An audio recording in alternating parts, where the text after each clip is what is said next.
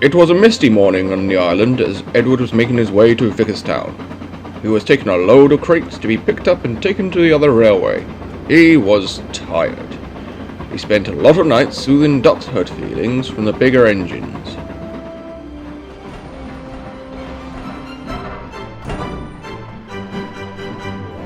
When he arrived to the yards, he shunted the trucks into a siding next to more trucks and a shed. There were some vans sitting there. As he was being uncoupled, he heard a sound.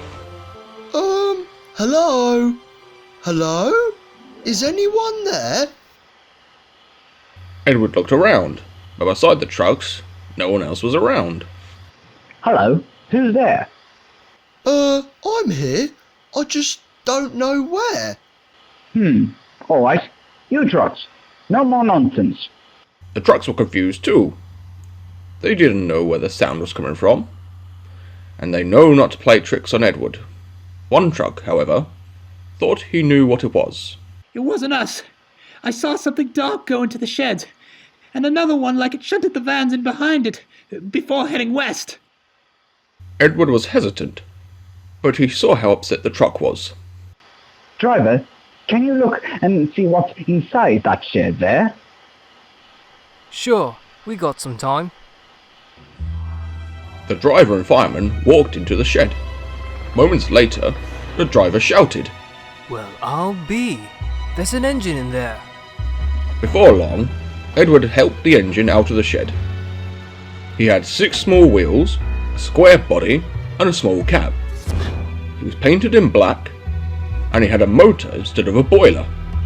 Diesel, what are you doing here? And how did you get stuck in the shed? Well, I came here on trial, but I got here late, so I thought I'd take a nap in the shed. But I don't know how I got stuck. But how could you be stuck here and working on the other side of the island at the same time? Suddenly, another diesel came around the bend heading towards the bridge. Oh, hello, Diesel.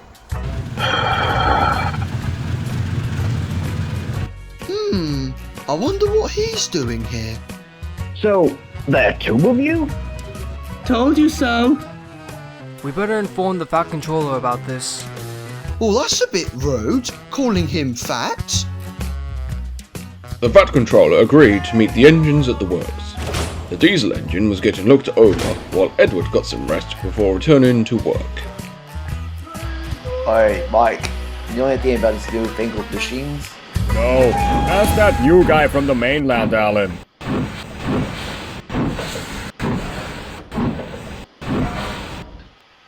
There you are! I thought I'd lost you! So you're the engineer who was originally on trial?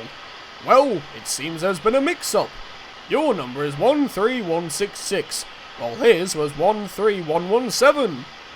Well, I'm sure after a good looking after and some oil, he'll be ready for that trial. I'm not so sure. After what Diesel, the other Diesel did to my engines, and poor Duck. Sir, if I may say, this diesel doesn't seem at all like the other one. It doesn't look like it in his nature. Oh, please. It's in all of them. Believe me. Well, if you want, I could use some help in the yards as Wellsworth and Stuck will be going back to Timber soon. We can have this trial here. I know where you're coming from, Jinty, and I'm sure you and the others have certain feelings about diesels. However, I do not believe that all diesels are troublesome. Everyone deserves a chance, so I'll give this diesel the trial. Oh, thank you, sir. But things need to be changed. Maybe a new coat of paint. And a name. We can't just call you Diesel. Oh, I have the perfect name. Tom! Where did you get that silly name from? Some guy in a scarf said that name. I kinda liked it, and I like that scarf. You look more like a Paxton to me. Hey, that sounds perfect! Yeah, it's not Tom, but I like it. Later that evening, Paxton was painted and ready to go to work at Wellsworth with Edward. He was almost ready to leave the works when he saw 2 green engines arrive in. One had a square tank, while the other one had massive driving wheels. Hello, I'm Paxton. Oh no, another one of you? Oh, well, there's only one me. Don't get funny with me. And don't bother playing one of your tricks on me either. But what did I do? Oh. Huh, good riddance. Paxton could understand why the other engines were so unfriendly. He soon forgot about it when he was around Edward. Edward was a kind engine and wanted to get to know Paxton a little more. Paxton proved to be a good worker. He didn't sulk around like Diesel, and he was a strong shunter. He was also kind and gentle to the trucks, who found him too friendly to play tricks on. And the passengers liked seeing a new Diesel engine around the yards. The Fat Controller agreed to keep him. But the steam engines didn't take too kindly to another Diesel on such short notice. Especially Gordon, James, Henry, Duck, and Jinty. They each wished steam at him angrily as they passed him. As years went by, things seemed to get worse and worse. Hello? Oh, where are your numbers? Up your air intake, you greasy-nosed guzzler. You should have stayed on the mainland where you belong. Huh?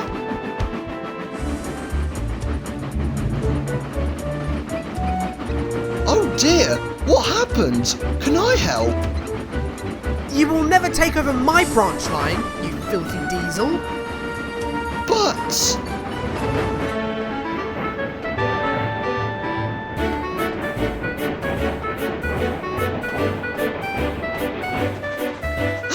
Stepney!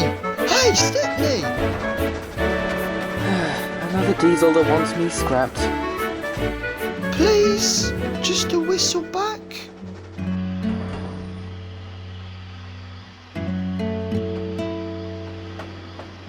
Oh dear, poor Paxton. Paxton backed into the sheds after a day of hard work. He was happy to see Edward again, though he didn't have much energy to talk. He normally avoids talking about the other engines, but tonight, Edward spoke first. Paxton, you don't seem as cheery as you usually do. Are you alright? Yeah. No, it's the other engines. They never say hello to me. Why is that? Well, some of them are still getting over the accident that happened with Diesel. Others have opinions on Diesels because of what happened to their brothers and sisters. But not all Diesels are bad. I know that. Rossi, Daisy, and especially you are great examples of that. But engines like Diesel and D4711 fuel the negative view of diesel engines onto steam engines. Well, how do I undo that? Be yourself. You're already doing a good job by greeting the engines, even if they don't greet you back. I'm sure eventually they'll see you as an individual and not like the other Diesel. Just be patient. Thanks, Edward. I hope you're right. The next day, Edward went to take the morning passenger train down his branch line. Paxton was left to tend to the yards.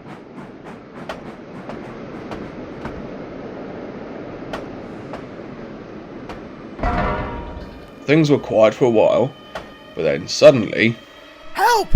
Help! I can't stop!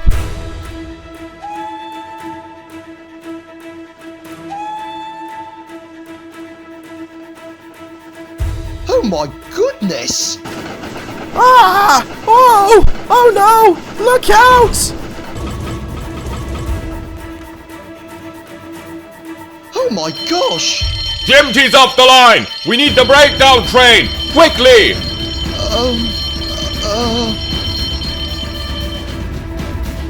Don't worry, Jinty. I'll have you back on the rails in no time.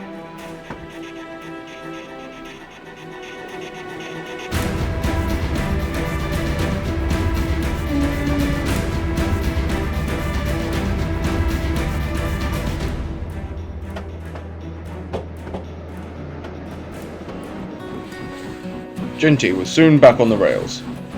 Paxton offered to take him to the works to be mended.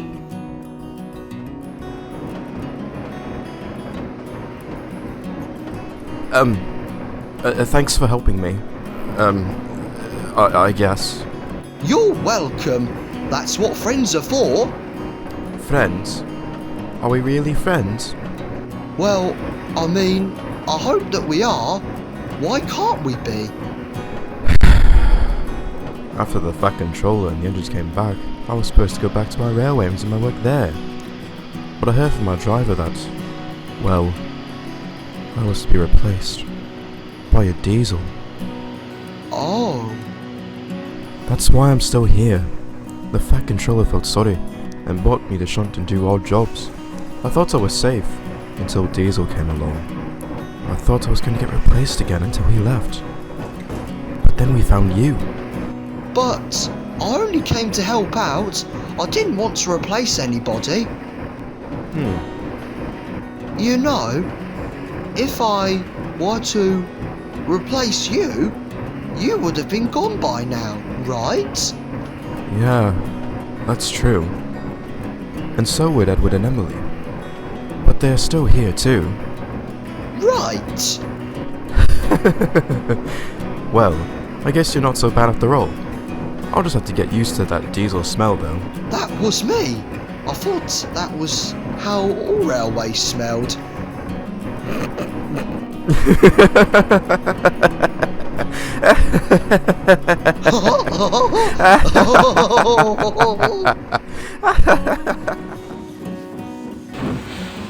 From then on, Paxton and Jinty have become very good friends.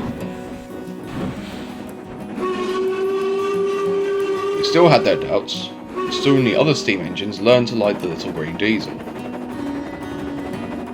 Hello! It wasn't long before the Fat Controller decided to get another diesel. Excuse me. Can you tell me what siding I could rest in? But, I'm afraid, that's a story for another time.